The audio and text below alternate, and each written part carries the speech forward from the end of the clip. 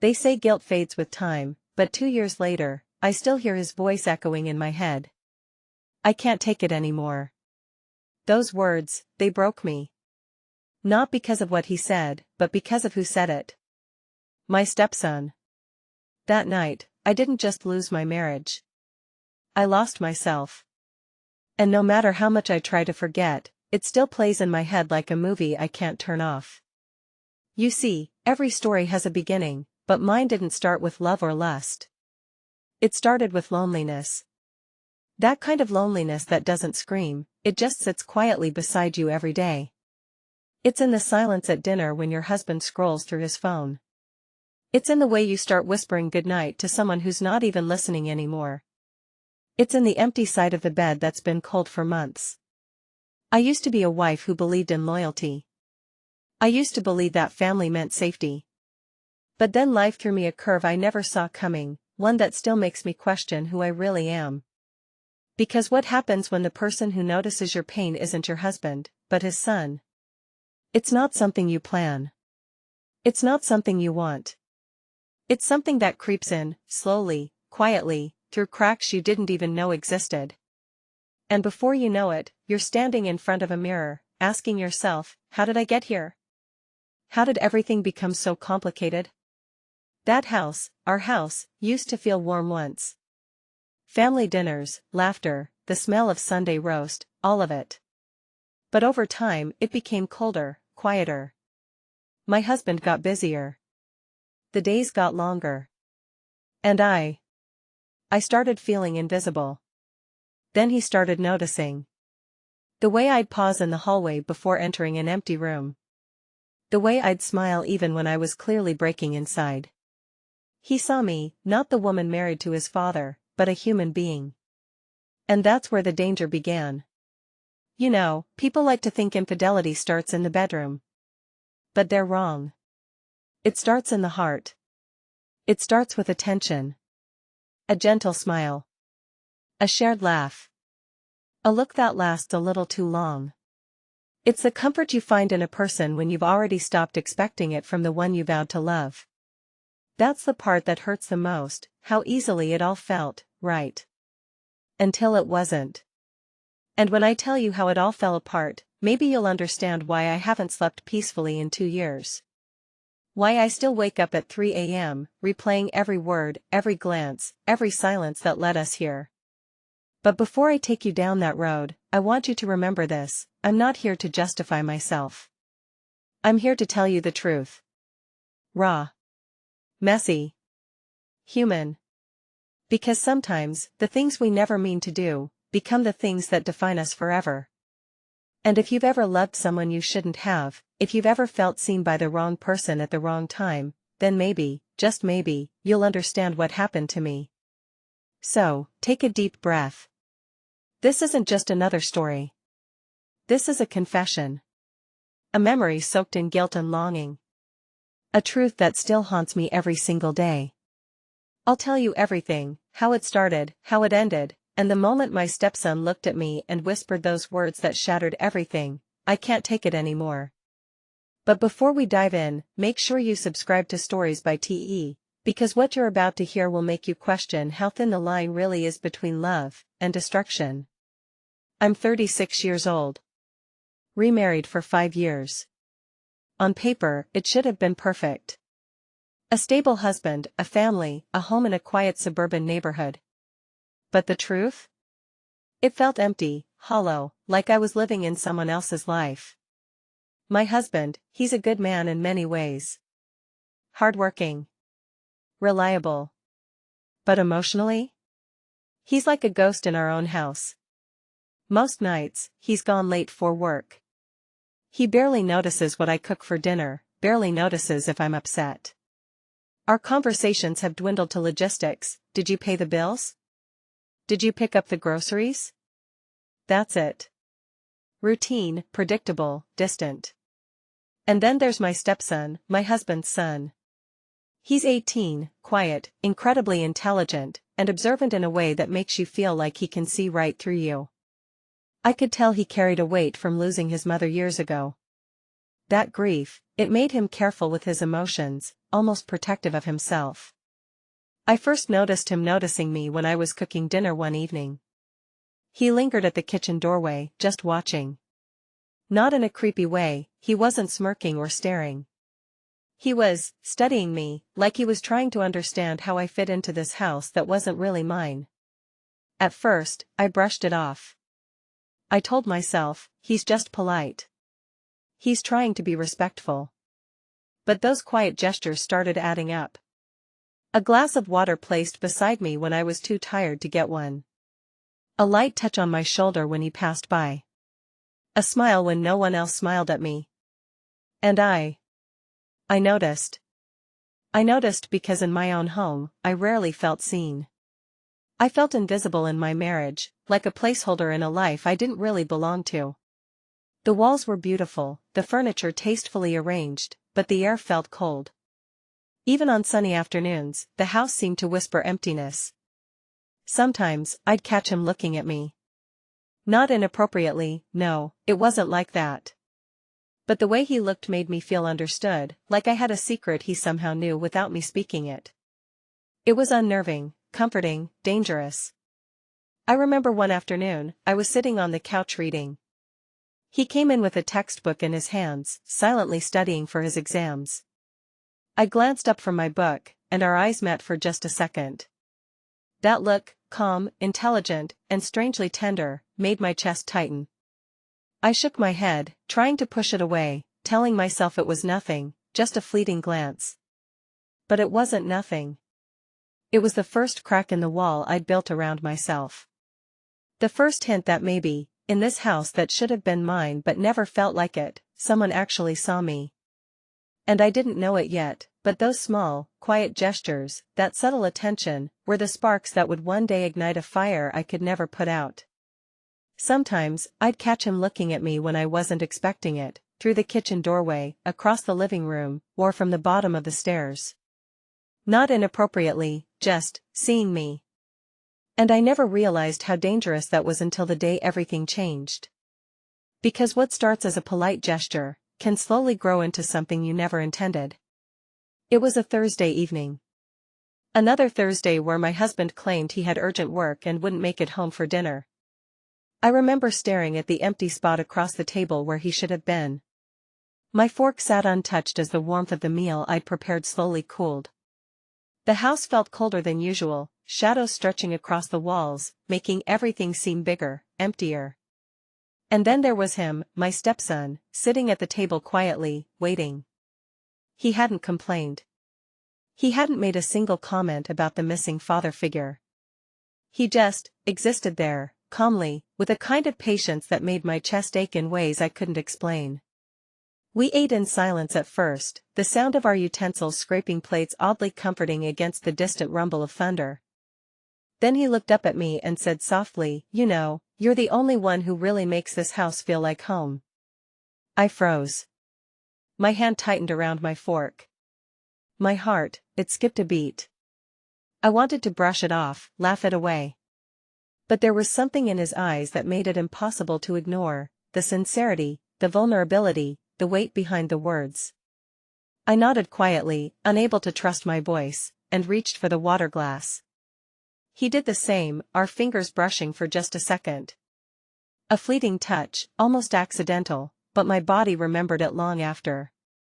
I froze, heart hammering, but I didn't pull away.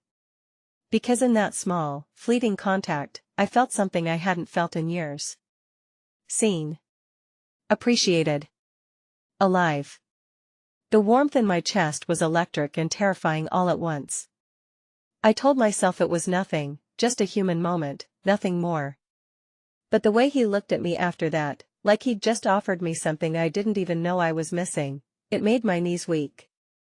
For the first time in a long while, I felt wanted. Not in a lustful way, not yet, but in a deeply human, aching way that I had starved for in my marriage. And that night, when we finished dinner and the dishes were stacked in silence, the air between us was thick. Quiet, heavy, almost unbearable. I should have stopped it there. I should have kept my distance. But I didn't. Because the silence that followed was louder than anything I'd ever felt before. It was full of unspoken questions, dangerous thoughts, and a spark that neither of us knew how to handle. And as I went upstairs that night, trying to shake the memory, I didn't realize it yet, but that small, seemingly innocent evening was the first crack in everything. A crack that would widen, deepen, and eventually shatter the life I thought I knew. For days after that evening, I avoided his gaze. I barely looked at him, kept my distance, pretended nothing had happened. But deep down, I was waiting. Waiting for him to say something, waiting for another moment that would make me feel alive. And every time I heard his footsteps coming down the stairs, my heart would jump. My chest would tighten. Why am I feeling this? He's just a boy, my husband's son. I would whisper it to myself over and over in the dark of my bedroom, it's nothing. I'm just lonely. This isn't immoral. This isn't love. But the truth is, it felt like more than nothing. Every glance, every little gesture from him, it landed on me like a spark on dry kindling. My husband, he had become even more distant. Nights spent at the office, weekends absorbed in deadlines, barely even noticing that the house was empty without him. I tried to talk to him, but the words got swallowed in my throat. I felt like I was talking to a ghost, or maybe just a stranger in our own home. Meanwhile, the stepson, he started doing small things around the house. Simple gestures at first, refilling my glass, asking if I needed help with something in the kitchen, bringing me blankets when the nights were cold. Each act felt harmless on the surface, but beneath it, it carried a weight that was impossible to ignore. And I noticed every single one of them. I found myself smiling when he did these things. Smiling in a way I hadn't in years. Laughing softly at jokes he hadn't even meant to be funny. My loneliness, my invisibility, it all seemed to vanish when he was around. But with every smile, every laugh, the guilt settled in heavier.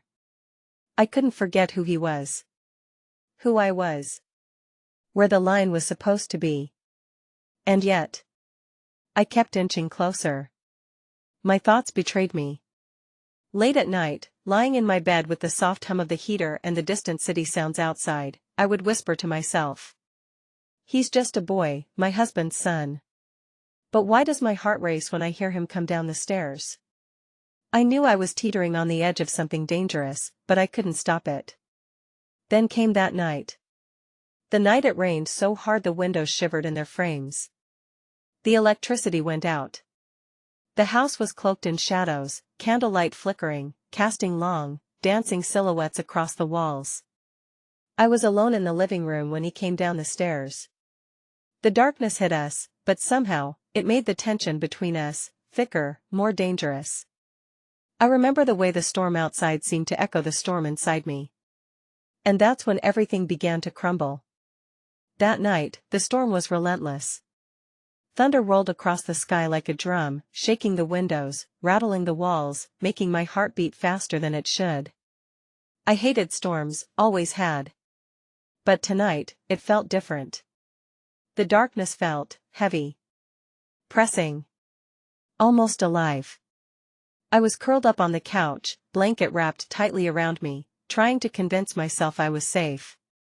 Then I heard him, soft footsteps on the stairs, careful but deliberate. When he entered the living room, he had a calm presence about him. Without a word, he moved to light candles, their warm glow pushing back the shadows. It was comforting, but also dangerous. We sat in the dim light, silence stretching between us like a tightrope. And then, slowly, we began to talk. About the things no one else knew. About loneliness. About neglect. About the weight of always being overlooked. I found myself telling him things I hadn't said to my husband in years. Secrets about my heart, about my fears, about the emptiness that had been creeping into my life. And he listened. Really listened. I don't remember when the tears started, but I remember the first drop sliding down my cheek and his hand, hesitant, gentle, coming up to brush it away.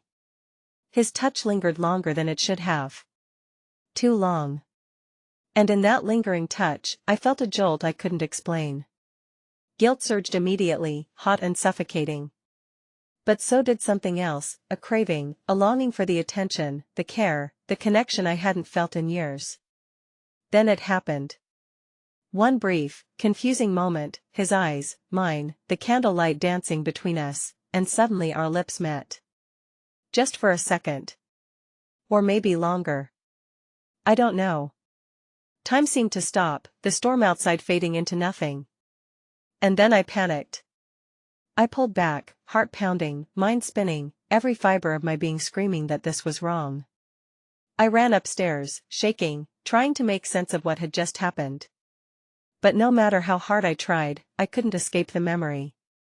The warmth of his hand. The intensity in his eyes. The feeling of being truly seen. Days passed in a blur. The storm had passed, but the storm inside me raged on. And then he came to me, quietly, in the kitchen, one afternoon. "I'm sorry," he said, his voice low, almost broken. "I can't pretend nothing happened." I froze. My chest tightened. His words, so simple, carried a weight I couldn't bear. That was the first time he said it, "I can't take it anymore." At the time, I didn't understand what he meant. I only knew that our world, the fragile balance of this house, the invisible walls I had tried to maintain, was starting to crumble. And I had no idea just how far it would fall. It was supposed to be a normal evening. I had convinced myself of that. I'd even almost calmed the guilt gnawing at my chest. Almost. And then, he came home. My husband. Earlier than expected. No warning. No calls. Just the sound of his car in the driveway, the tires crunching against the gravel like an alarm in my chest. I froze. My stepson froze. The air in the room grew thick, almost suffocating, heavy with anticipation. We weren't doing anything, at least, not yet.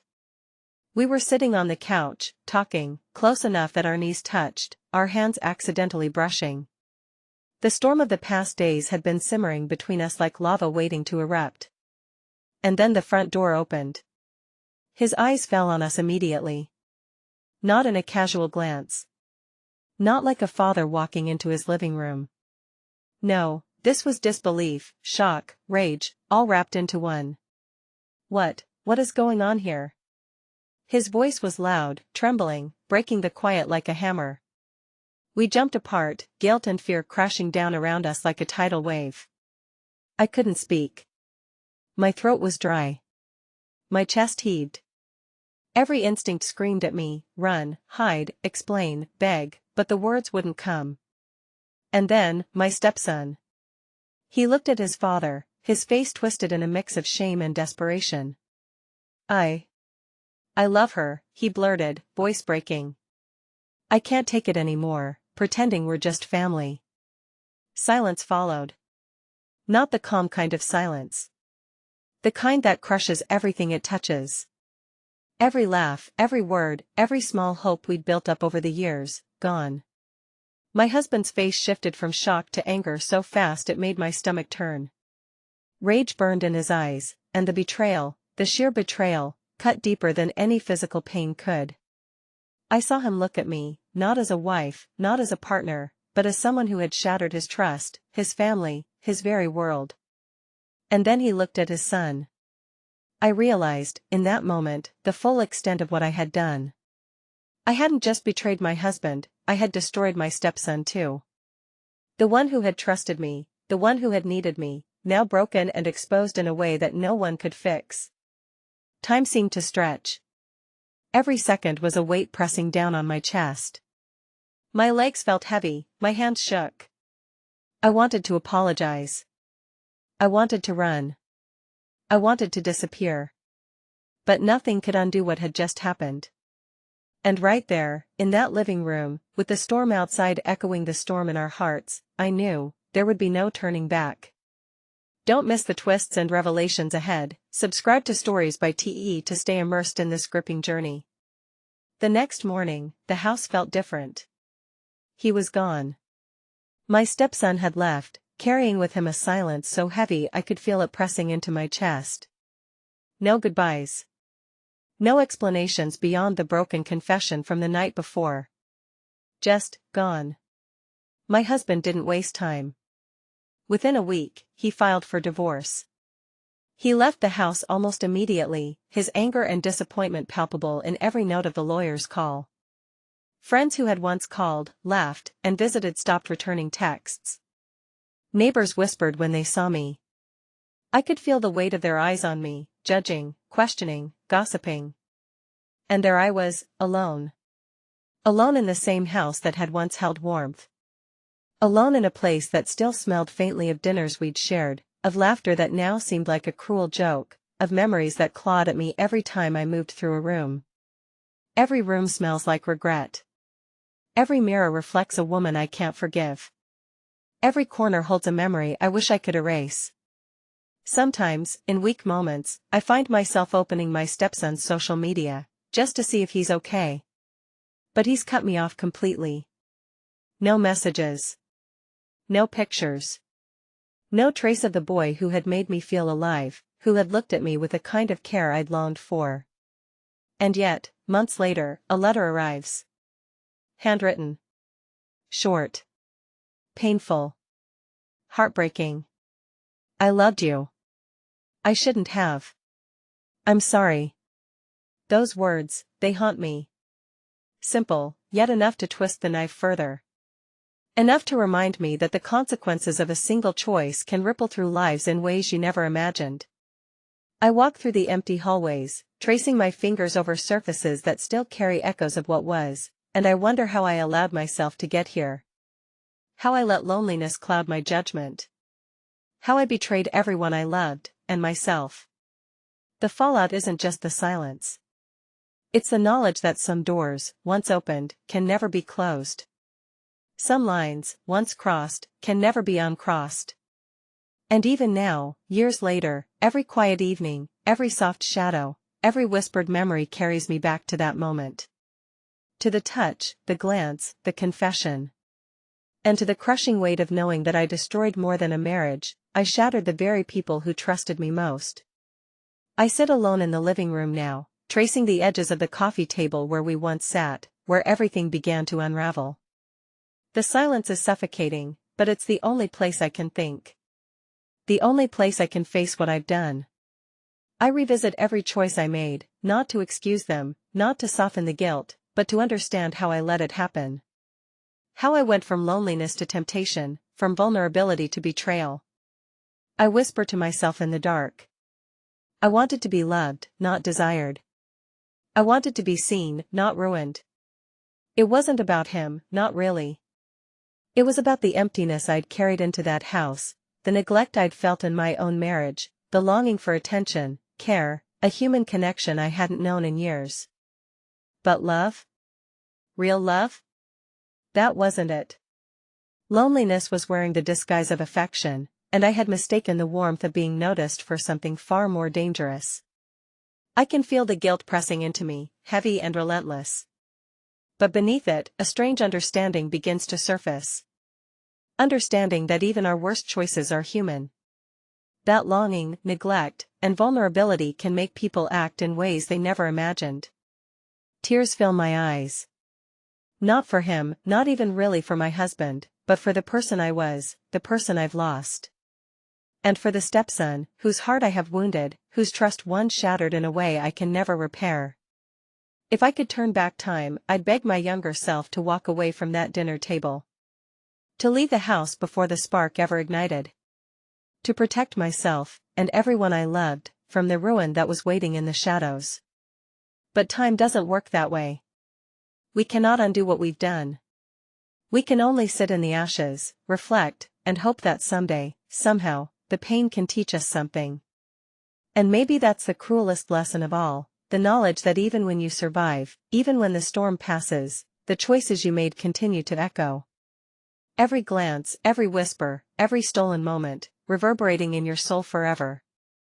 What do you think? Was it love, or weakness? Have you ever felt drawn to someone you knew you shouldn't? Felt that impossible pull between loneliness and temptation, between what's right and what feels so undeniably human? I want to hear from you. Share your thoughts below, your experiences, your advice, or even just your empathy. Your comments might help someone else understand their own mistakes, their own moments of weakness before it's too late. And if you haven't already, don't forget to subscribe to Stories by TE for more stories that reveal the fragile line between desire and destruction, stories that peel back the layers of love, guilt, and the human heart. Because the truth is, sometimes it's only by seeing ourselves in the mistakes of others that we truly understand the cost of our choices. Sometimes, betrayal doesn't start with touch. It begins with attention. One look, one kind word, one unguarded moment, and the damage unfolds silently, almost invisibly, until it's too late. This story isn't about romance. It's about loneliness, how isolation and longing can sneak into your life, and how easily that emptiness can turn into ruin when it finds someone who sees the part of you that no one else does. I've learned something the hard way. Love built on pain, desire, or unhealed wounds will always collapse. No matter how fleetingly it feels like warmth, it will burn everything in its path if left unchecked. So guard your heart. Pay attention to the loneliness that whispers in the quiet hours of your life. Protect yourself, before your choices become your curse. You've been watching Stories by TE. Subscribe, like, and turn on notifications, because next week's story will make you question everything you thought you knew about loyalty, love, and the fragile boundaries we take for granted. Remember, sometimes the heart wants what it shouldn't, and the cost of ignoring that warning can echo through lives in ways you can never undo.